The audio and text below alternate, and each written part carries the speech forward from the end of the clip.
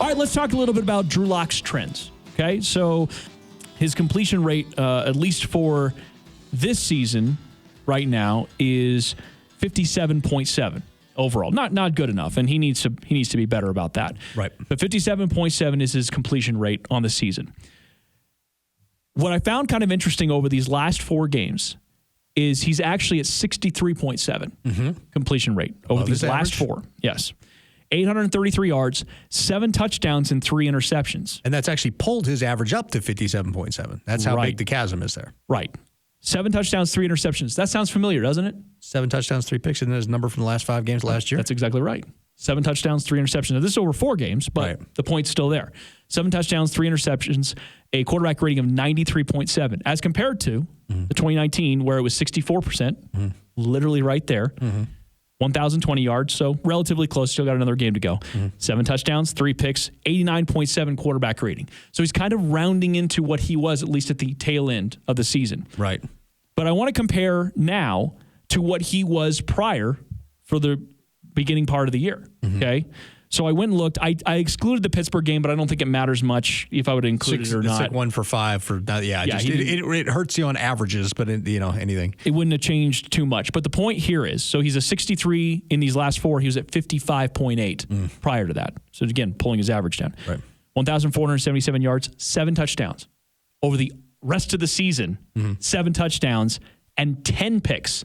So the difference of 7 interceptions for Drew Lock.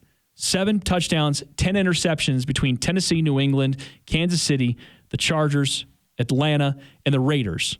Okay? So 7-10 versus 7-3 over his last 4, which we said we thought we saw improvement. An 8% jump in completion rate. Closer to what I think he ultimately is more of a 64%-ish passer when everything is said and done. Especially for that depth of target. Right. I thought that was kind of interesting that over his last 4, his numbers actually mirror, for the most part, what he did down the stretch last year, which left us all very encouraged. Yeah, that is fascinating to me. I had no idea they dovetailed that closely to the numbers from last year. That's fascinating to me. Drew was always going to have a bit of a drop-off because he just didn't have the time to learn the new offense and was dealing with an incredibly young cast and without his binky, Cortland Sutton. Imagine how these numbers are going to go and get better when you get Cortland Sutton back in this offense. Juwan James, if he ever decides he wants to play football again, when he plays, he's pretty good at right tackle. And now you've got a Pro Bowler, or should have been a Pro Bowler on the left side, Garrett Bowles. If your center gets up to this is a loaded offense, So I am encouraged. I know Drew Lock isn't where we want him to be, but I'm encouraged. I'm optimistic he can get there. And I know everybody's laughing. I know everybody's saying, "Oh, this guy stinks." I know everybody's look at this numbers. He can't even complete 60% of his passes. The losses and all this stuff. At the end of the day, though, I see somebody who is improving. And I see a loaded offense that, if you have enough patience with this guy, could turn into something. Everybody was laughing at Josh Allen after that first year. There's no way the Bills ever make the playoffs with this clown. Now look at him. And that's what I tried to say. A blowout loss stings. When you're in that game and you're looking at that field on Sunday and you're in a literal that stings, man.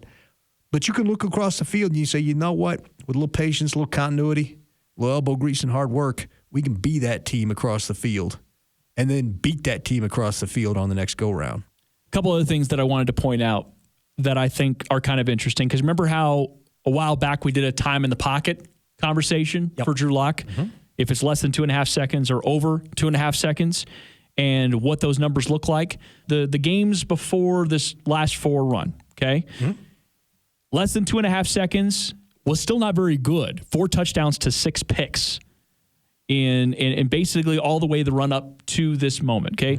4 touchdowns, 6 interceptions, a completion rate of 68% though. So he completing at a pretty high rate, but he was still throwing a lot of picks. And then if he had over 2.5 seconds, his completion rate dropped by 24 to 44%. So this is during the range when he had 55 total, right? And 3 touchdowns, 4 interceptions. So he was upside down in both of them. Okay, now fast forward to the games that he's been playing. Okay, he's evening out. This is the thing I wanted to see because this is what he did last year in those final 5 games. He was closer, right? It wasn't great. Over 2.5 seconds wasn't great, but it was better. Less than 2.5 seconds. 66.7 completion rate. Basically, he's been that way the whole year. 68 before 66. He's basically the same. But in the last 4 games, 4 touchdowns, no picks. 4 and 0. Less than 25. That's less than 2.5 seconds. That's Mo better. Significantly. Quarterback rating of 109. Okay. And he's gotten better in his over 2.5 seconds. He's 3 and 3 on his touchdown to interception. His completion rate is 59.3. So he's right there. He's closing in on the numbers. His quarterback rating is 75. But more impressive to that is we checked that. I think we checked it for the whole season, maybe around the Miami game or shortly around that point.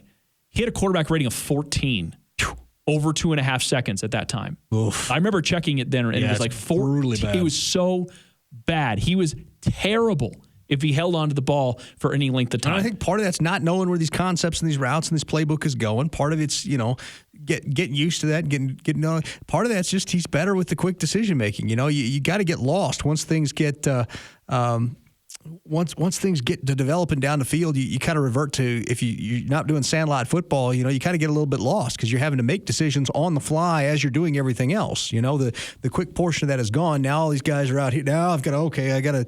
It's one of those situations where, as a player, it's better to get rid of the ball quicker, not just to get the ball out of your hands, but so that you don't get into the process of trying to navigate the field and not know where everything is. If he was a 10-year vet, it might be a little bit different. But you're talking about a guy who had, 8-9 games in the system at that point, if that? Yeah.